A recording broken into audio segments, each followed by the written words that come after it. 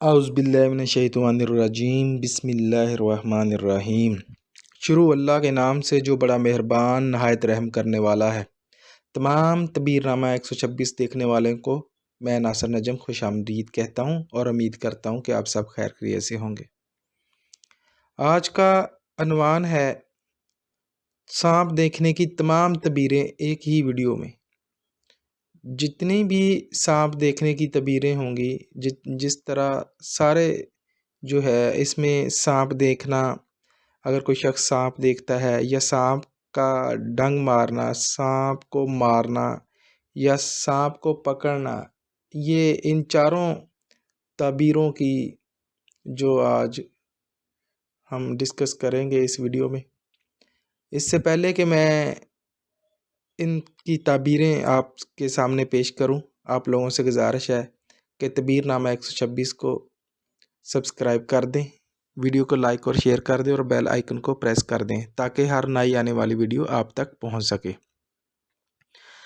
آج سب سے پہلے بات کرتے ہیں سانپ دیکھنا۔ اگر کوئی شخص خواب میں سانپ دیکھتا ہے تو اس کی کیا تعبیر ہو سکتی ہے؟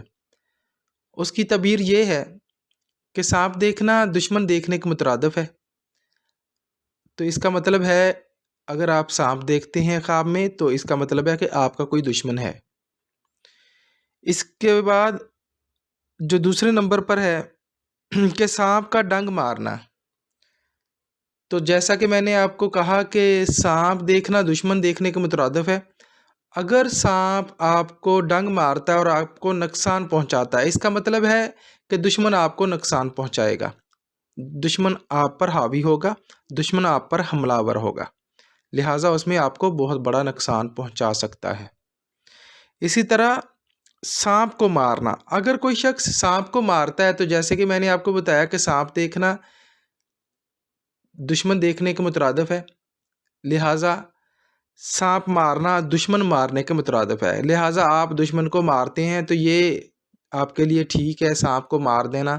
خواب میں اگر کوئی شخص دیکھتا ہے کہ سانپ کو مارتا ہے تو اس کا مطلب ہے کہ آپ دشمن پر حاوی ہوں گے، تو آپ دشمن سے فتح یاب ہوں گے، اس کا مطلب یہ ہے۔